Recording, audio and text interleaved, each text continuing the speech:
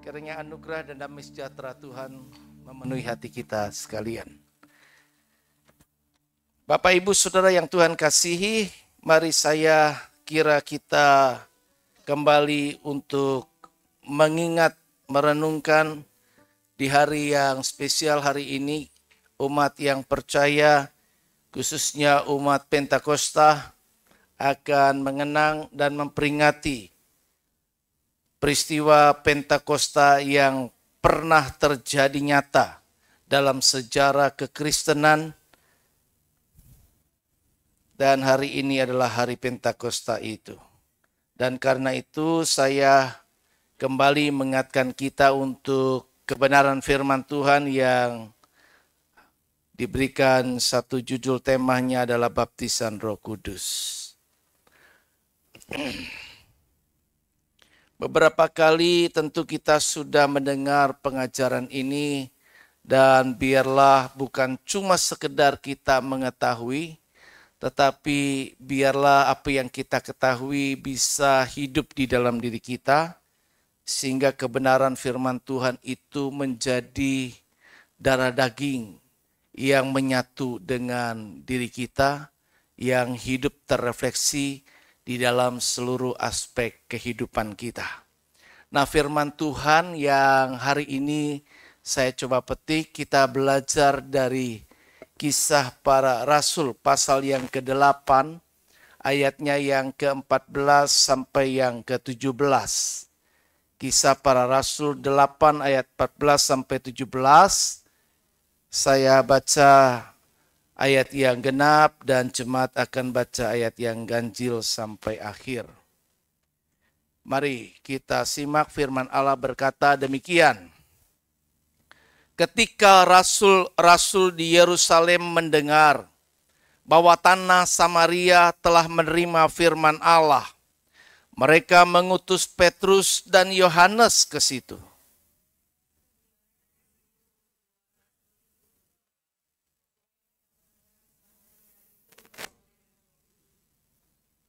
Sebab Roh Kudus belum turun di atas seorang pun di antara mereka, karena mereka hanya dibaptis dalam nama Tuhan Yesus.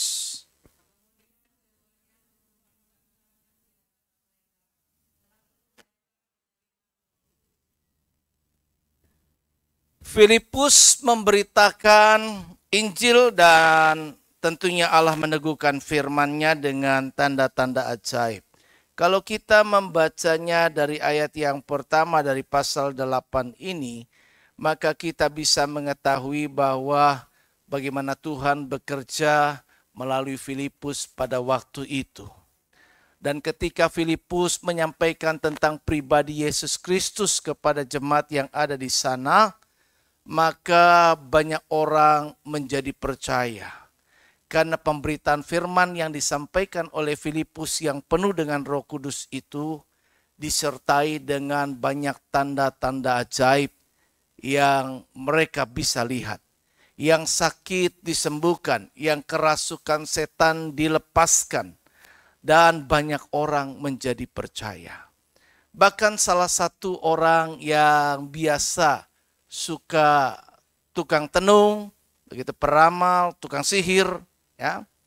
Tukang sihir begitu bisa nyihir, bikin nakjub orang.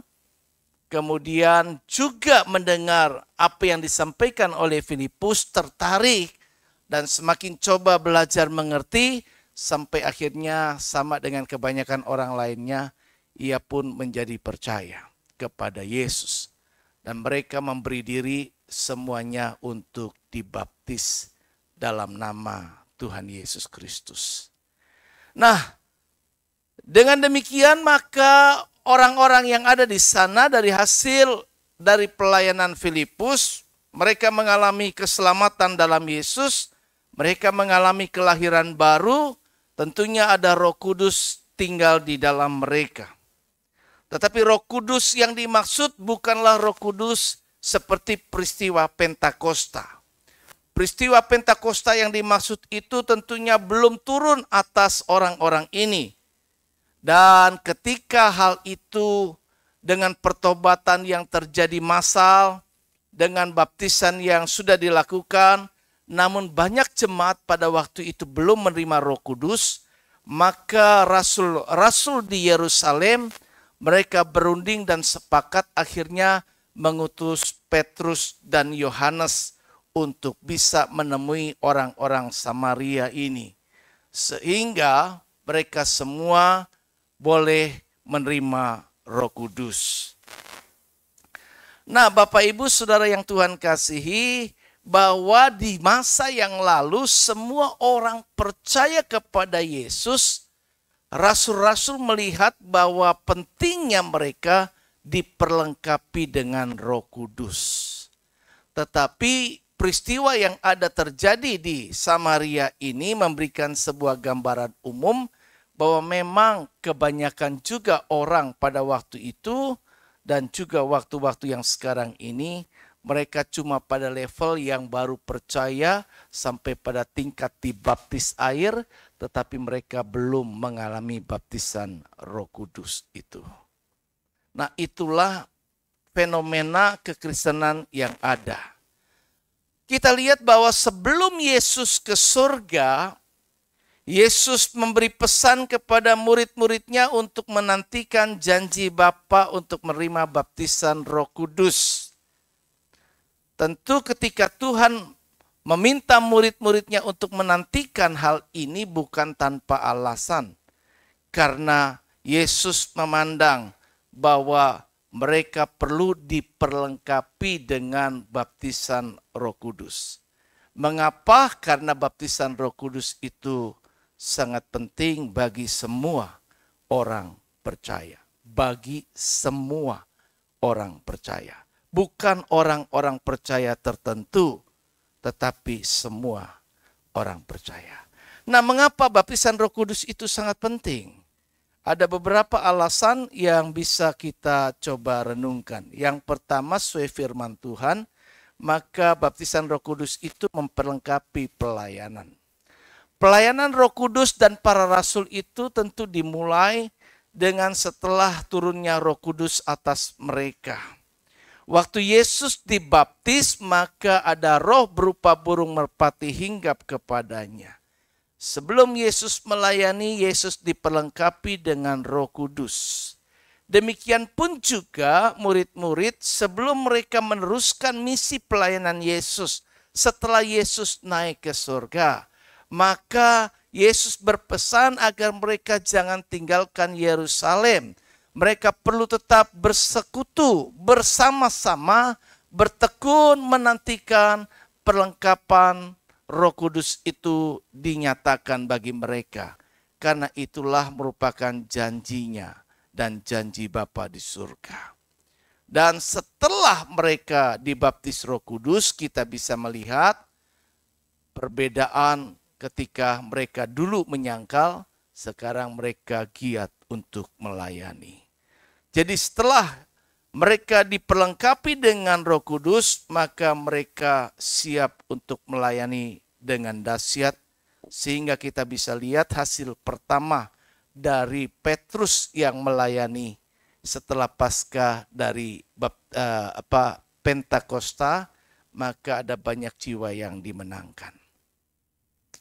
Nah, hal yang kedua bahwa pentingnya Roh Kudus itu, kalau kita pikir yang pertama kan saya nggak melayani, maka tentunya nggak perlu buat saya karena saya bukan orang yang melayani. Nah, yang kedua ini memberikan penekanan yang lain. Untuk memberdayakan orang percaya siapapun dia, pelayan atau tidak, dia akan menjadi saksi Kristus dan melakukan pekerjaan Tuhan itu lebih efektif. Ketika kita bersaksi kepada orang tua kita, kepada keluarga kita, kepada tetangga kita, kepada teman kita, kepada siapapun juga, maka perkataan kita bukan perkataan biasa, tapi setiap kata-kata yang keluar dari mulut kita penuh kuasa. Bukankah itu akan menjadi sebuah perkataan yang efektif membuat orang percaya kepada Tuhan? Karena Roh Kudus yang dibaptiskan kepada kita akan memberi kita kuasa untuk menaklukkan dan mengusir setan roh jahat, menyembuhkan segala penyakit.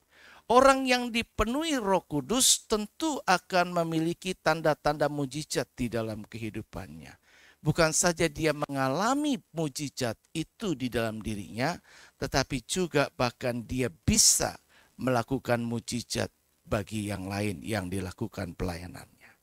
Dan kemudian juga memberikan daya tahan dalam menghadapi tantangan dan penderitaan. Ini penting. Kita mengalami banyak pergumulan kehidupan, tekanan hidup semakin berat.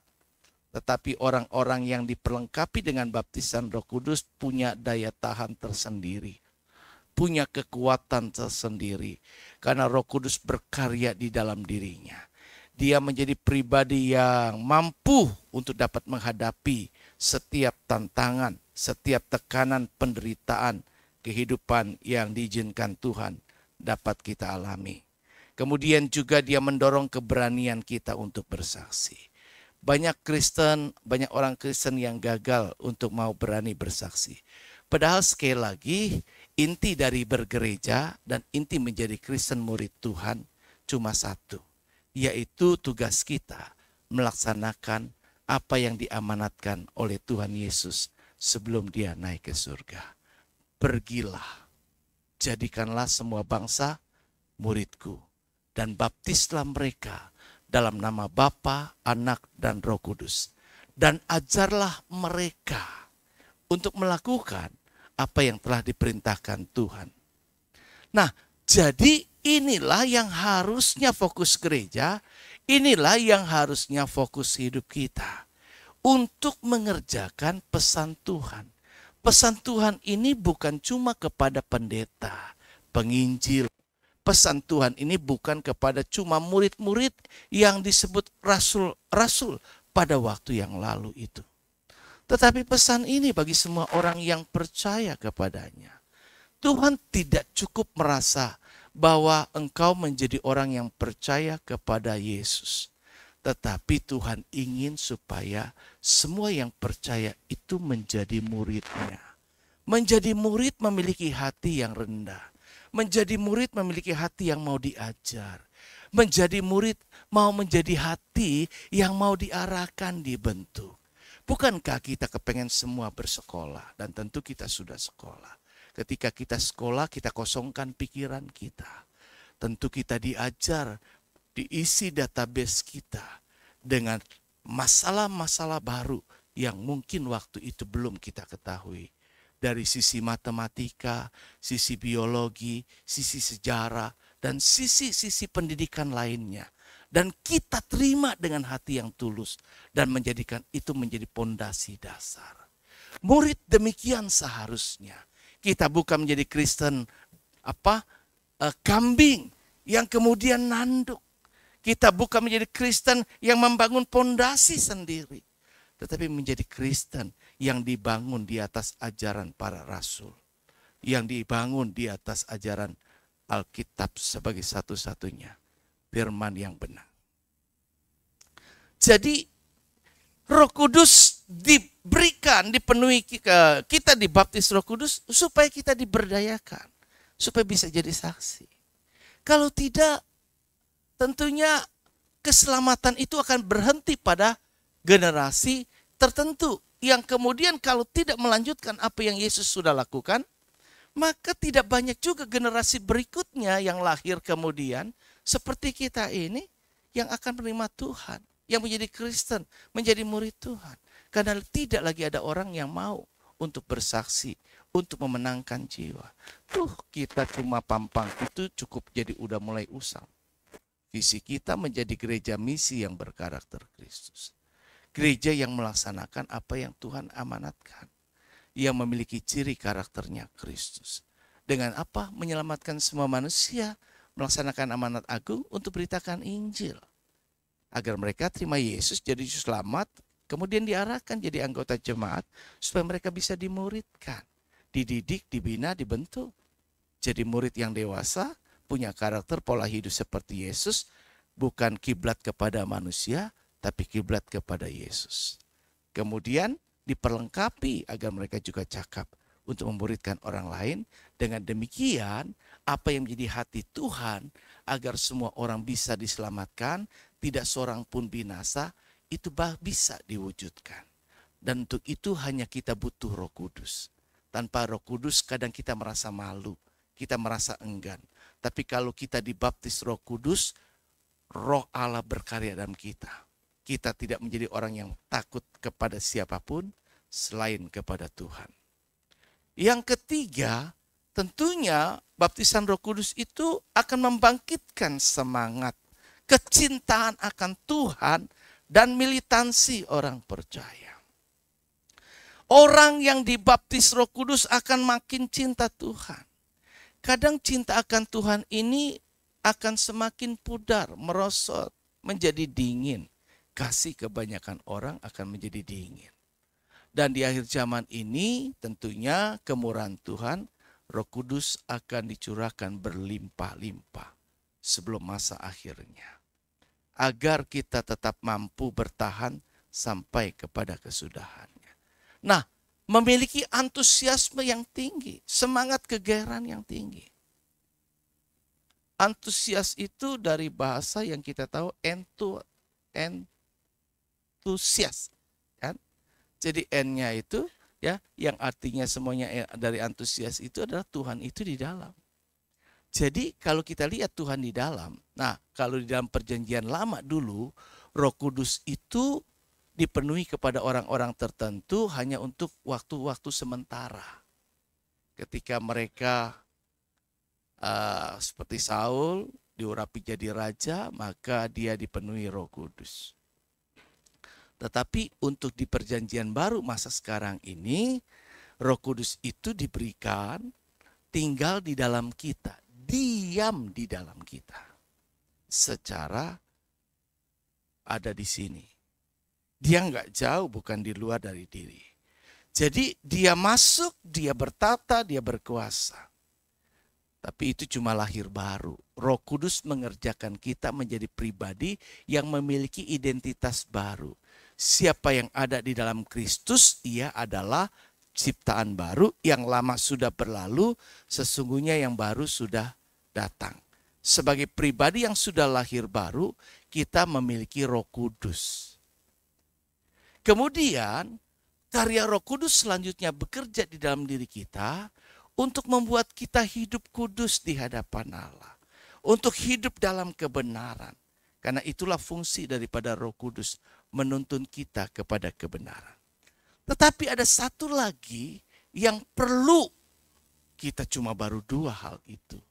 Menjadi pribadi yang lahir baru, Roh Kudus tolong kita untuk hidup dalam kebenaran, kekudusan. Tetapi satu yang diminta juga agar kita diperlengkapi dengan baptisan Roh Kudus itu. Ya. Jadi kelihatan buah-buahnya kok. Seseorang yang dibaptis Roh Kudus akan terlihat nyata. Terus gimana sih supaya kita benar-benar bisa semangat? Kalau kita semangat beda loh, beda. Antusiasme kita beda. Waktu kita nyanyi beda. Beda. Kita nggak perlu lagi cuma sekedar didorong. Ayo semangat. Kita diajak begini, diajak begitu. Tapi secara otomatis dia akan keluar di dalam dirinya. Ada hal-hal yang bisa mempengaruhi kita, bisa kehilangan semangat atau tambah semangat. Tergantung dari hari-hari kita. Apa sih hari-hari kita itu yang sering kita baca? Kalau orang membaca sesuatu yang tidak membangun imannya, kalau orang membaca sesuatu mungkin apalah yang sekarang ini lebih banyak digital kan, kita dari WhatsApp, kita dari internet ya, dan banyak yang lainnya. Kalau dulu dari banyak koran ya, media massa yang cetak begitu, berita-berita yang menakutkan, hal-hal yang lain. Tapi apa yang kita baca cuma hanya sekedar itu saja kah? Yang kita tahu kita dipenuhi dengan peristiwa yang terjadi di dunia ini. Dan kita tertarik untuk hal itu. Tapi apakah ada ketertarikan kita juga untuk membaca, mengisi, agar manusia batinia kita, yaitu manusia roh kita itu terbangun. Iman kita bertambah, sehingga kita makin semangat. Yang kita pikirkan nanti ke depan, bukan cuma saat sekarang ini. Kemudian apa yang kita dengar? Kebanyakan kita dengar hal-hal yang tidak membangun. Jadi apa yang kita baca, apa yang kita dengar, apa yang kita lihat, apa yang kita tonton. Nah, ke semua hal yang ada di sekitar kita, kita punya indera. Panca indera kita menangkap apa? Apa yang diisi di dalam diri kita. Kalau apa yang diisi di dalam diri kita bukan sesuatu yang membuat kita makin bergairah di dalam Tuhan, tidak membuat kita makin cinta Tuhan, tidak membuat kita makin semangat beribadah, makin pengen banget melayani Tuhan, makin kepengen mengabdikan hidup buat Tuhan, makin menyadari bahwa sisa hidup ini saya nggak tahu kapan, kemudian bagaimana nanti kelak. Kemudian orang-orang mulai berpikir, oh iya nanti bagaimana. Ada banyak sekarang yang dituai, ada banyak. Setelah pandemi mulai berkurang, tetap juga ada hal-hal yang mengejutkan. Saya banyak seringkali dikejutkan dengan berita duka rekan pendeta yang pulang. Saya kenal pendeta-pendetanya. Pendeta-pendeta yang saya tahu segar bugar. Sampai saya kadang-kadang nyeletuk. Sakit apa kok dadakan tiba-tiba pada sakit. Kemudian sakit bukan sakit dari apa? Dari pandemi itu bukan. Muncul sakit-sakit. Ya, tiba-tiba masuk rumah sakit dan gak kembali lagi. Setelah dirawat sebulan lebih dan sebagainya. Berita duka cita telah berpulang ke rumah Bapak. Banyak yang lain. Teman-teman saya yang lain juga, yang seusia saya juga banyak yang sudah duluan. Jadi banyak. Saya cuma pikir kok banyak sekarang dituai ya. Artinya dipanggil pulang, banyak dipanggil pulang. Banyak hal yang lain. Dan kita lihat bahwa statistik menunjukkan dari sisi kesehatan yang meninggal karena penyakit jantung lebih besar daripada COVID.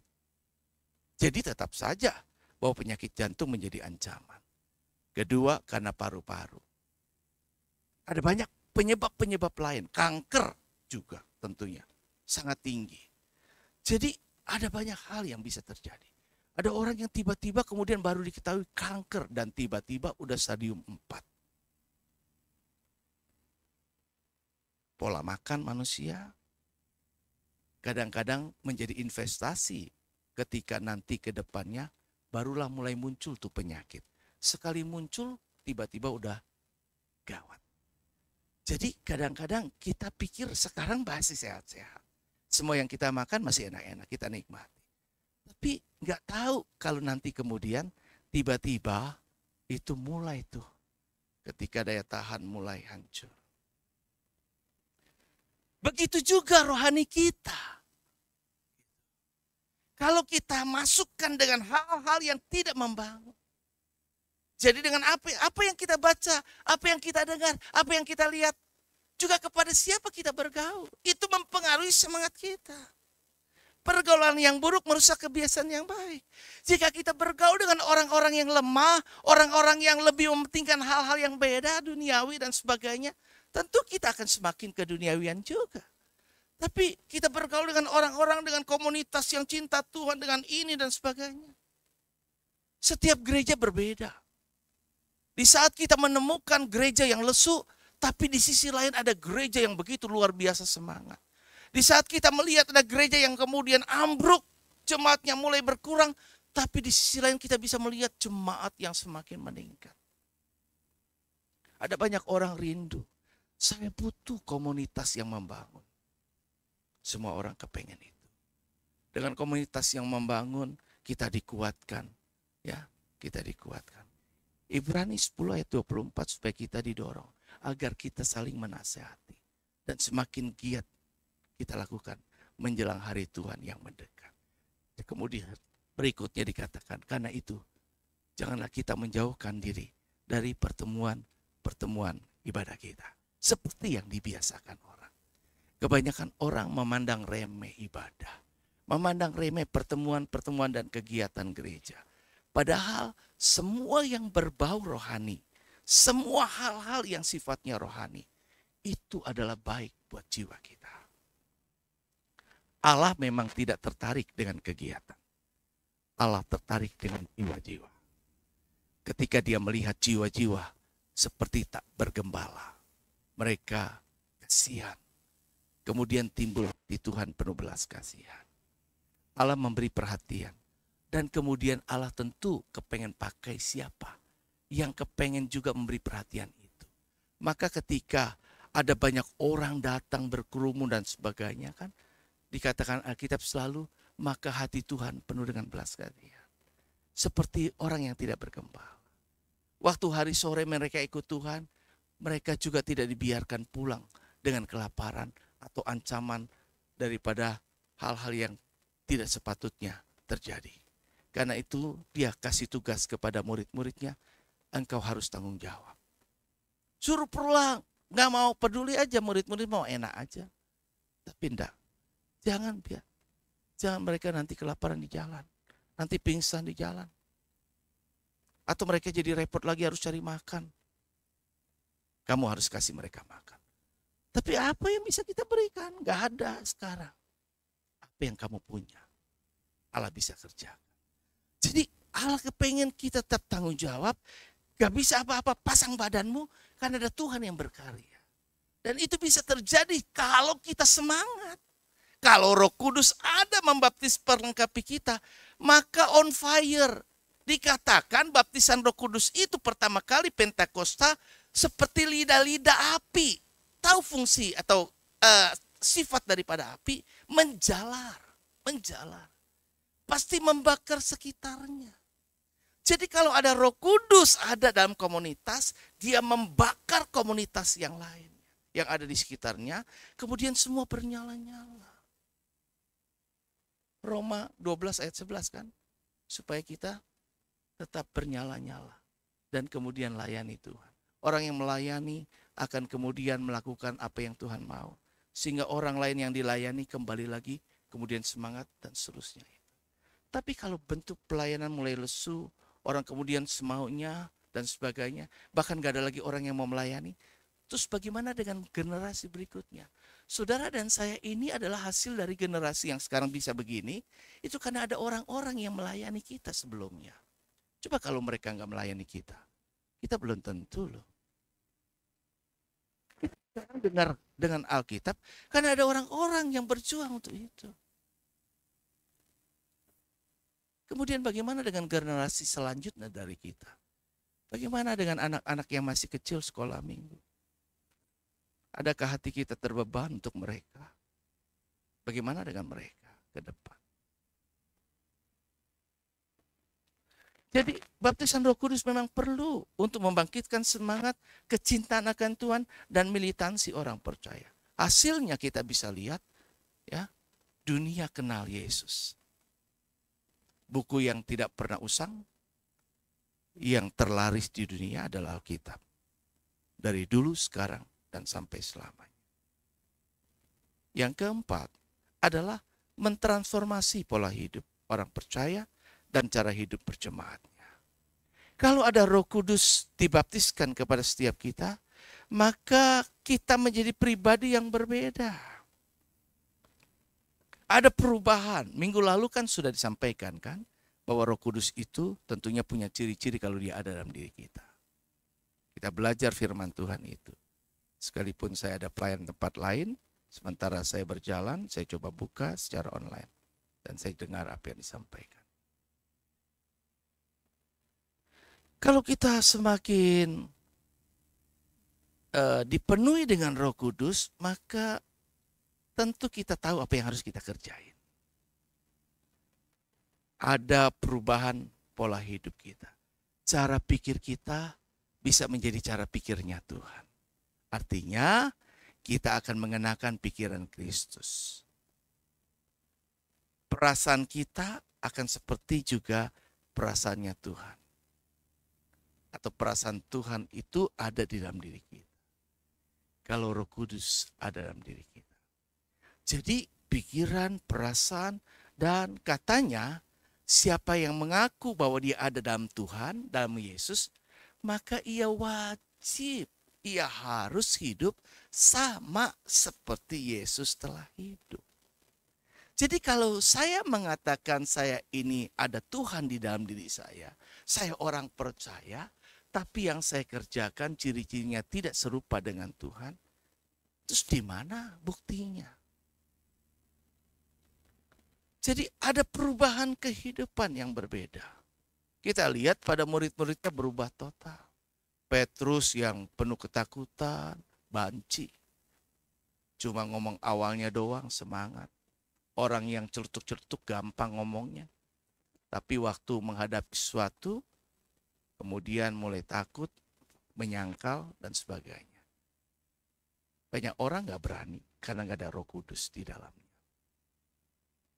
Tapi kalau kita ada Roh Kudus, kita jadi orang yang berbeda. Kehidupan jemaat juga sama. Ya. Jadi masing-masing ada kepedulian yang luar biasa, ada kasih yang tidak dipaksakan, tapi kasih yang mengasihi benar-benar tulus banget. Ya.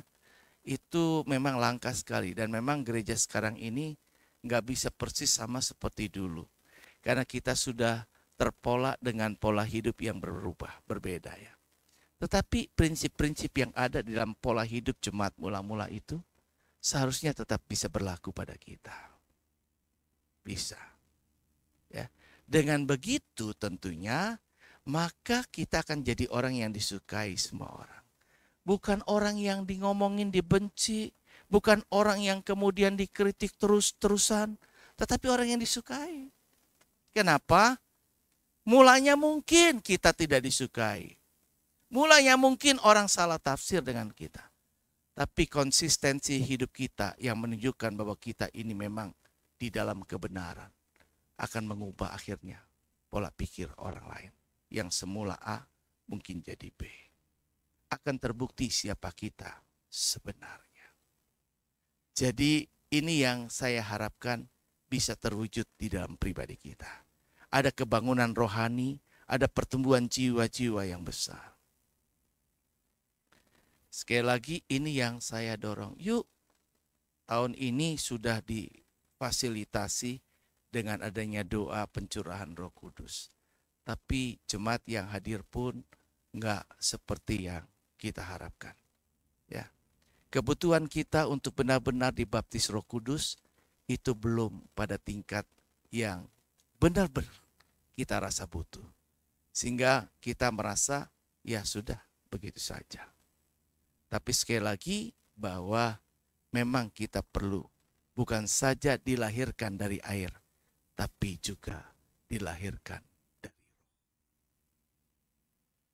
Nah, baptisan Roh Kudus itu hanya terjadi sekali dalam hidup. Tetapi bukan berarti orang kemudian kalau saya sudah dibaptis Roh Kudus kok, saya nggak perlu lagi. Tidak begitu. Memang baptisan Roh Kudus sekali, tetapi orang bisa dipenuhi Roh Kudus berulang-ulang kali. Jadi orang akan mengalami kepenuhan Roh Kudus, disebut dengan kepenuhan Roh Kudus. Terus diisi, Roh Kudus terus berdaulat atas hidup kita. Nah, tentu bagi orang yang pertama kali mengalami baptisan Roh Kudus akan memiliki tanda awalnya. Tanda awalnya adalah kita bisa lihat berkata-kata dalam bahasa roh. Oh, mati ya? Oke, tapi saya bicara terus ya. Nah, tanda awal yang menyertai orang yang dibaptis Roh Kudus ialah berkata-kata dalam bahasa roh. Nah, itu tampak kok di Alkitab yang kita bisa lihat di Kisah Rasul 10 ayat 44 sampai 47. Itu di rumah Kornelius juga waktu Roh Kudus memenuhi mereka, mereka berbicara dalam bahasa roh. Murid di Samaria juga. Memang tadi kita baca, loh kok kagak ada kok disebut bahwa mereka bicara dalam bahasa roh. Coba perhatikan, pasti ada tandanya. Coba, dengan cara apa? Coba kita lihat bahwa itu ada salah satu yang tukang sihir. Siapa namanya tukang sihirnya? Simon. Ya, Simon melihat. Nah, waktu dua rasul tadi, siapa nama rasulnya yang diutus tadi? Yang di Samaria tadi? Petrus dan Yohanes. Waktu Petrus dan Yohanes menumpangkan tangan mereka ke atas orang-orang di Samaria itu, maka mereka penuh dengan Roh Kudus. Terus bagaimana mereka bisa tahu orang-orang ini penuh dengan Roh Kudus? Sehingga si tukang sihir tadi, si Simon ini berkata, "Wih, bagi gue dong kuasa itu. Berapa harus saya bayar?" Karena ada tanda-tandanya. Ada tanda-tandanya. Orang mulai berbicara dalam bahasa roh. Murid di Efesus juga sama. Di Kisah Rasul 19 ayat 5 dan 6. Jadi memang ada tanda-tanda baptisan Roh Kudus. Tetapi sekali lagi, orang yang mau dibaptis Roh Kudus jangan berdiam waktu berdoa. Katakan, ucapkan. Karena ucapan bahasa roh itu harus dari perkataan yang keluar. Bukan di dalam hati. Seperti doa biasa. Waktu kita nyanyi, ucapkan nyanyi. Dan izinkan dengan hati yang rindu kepada Tuhan. Tuhan penuhi, Tuhan baptis aku yang belum. Atau sudah dibaptis, Tuhan penuhi aku dengan Roh Kudus. Perlengkapi aku dengan kuasa. Tapi dengan perkataan.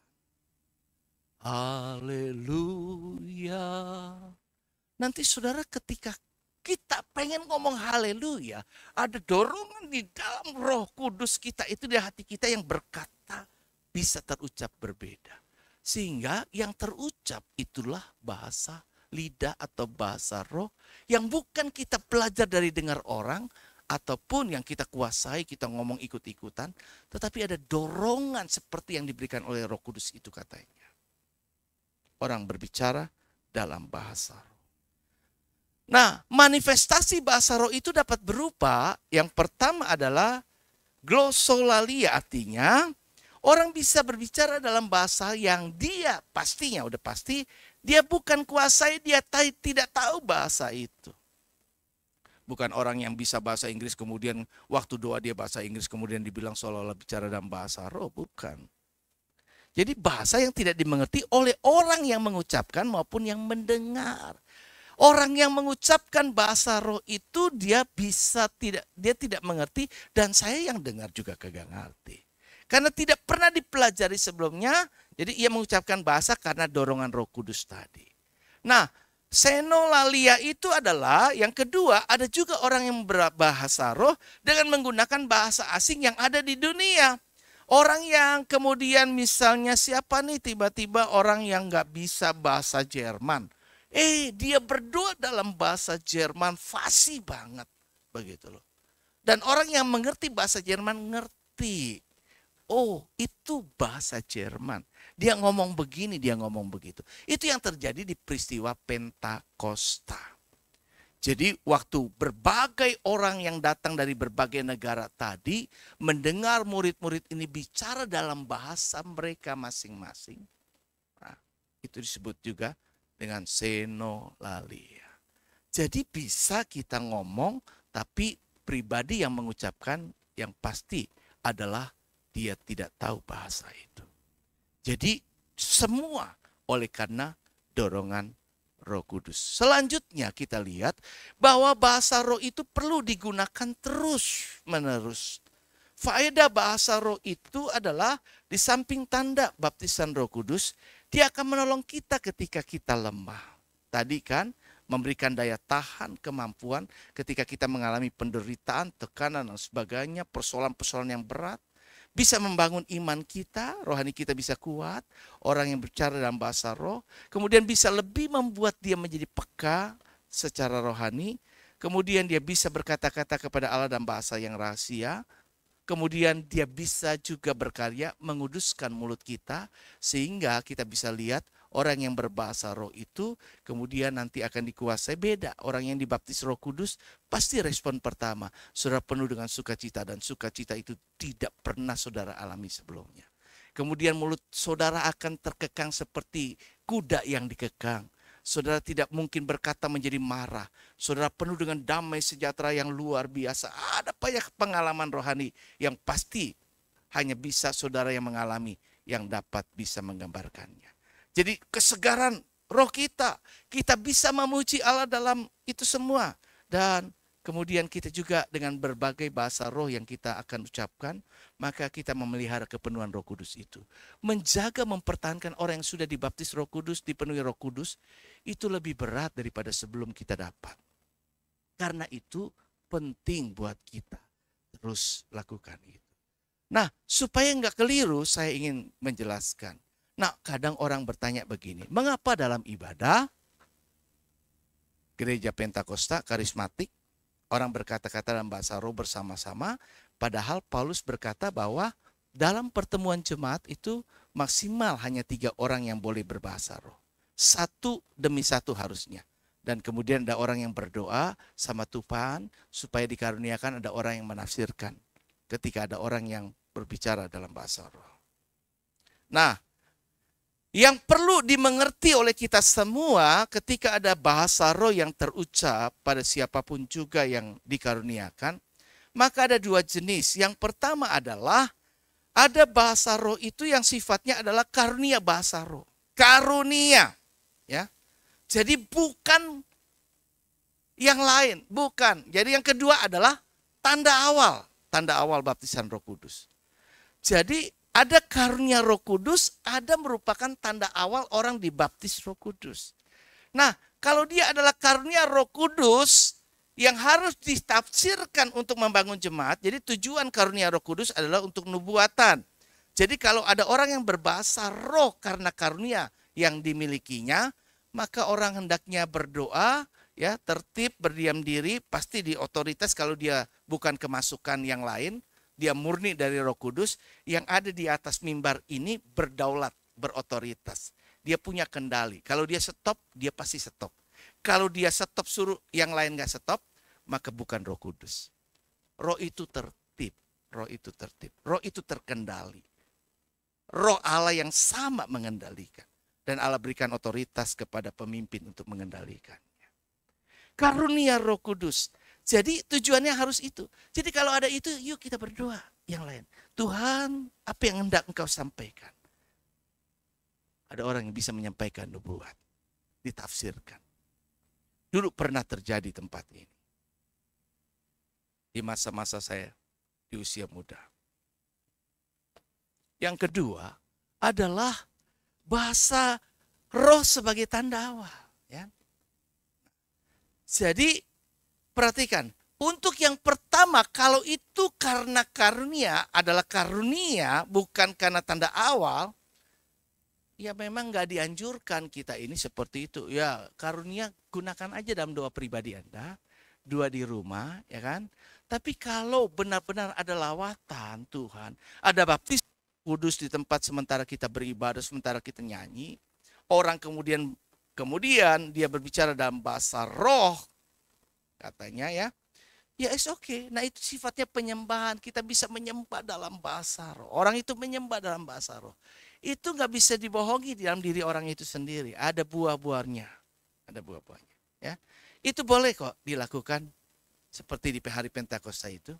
Boleh kok kita dalam ibadah itu orang-orang berbicara dalam bahasa roh. Jadi jangan takut. Kemudian aduh ngapain sih ini bicara bahasa roh? Enggak.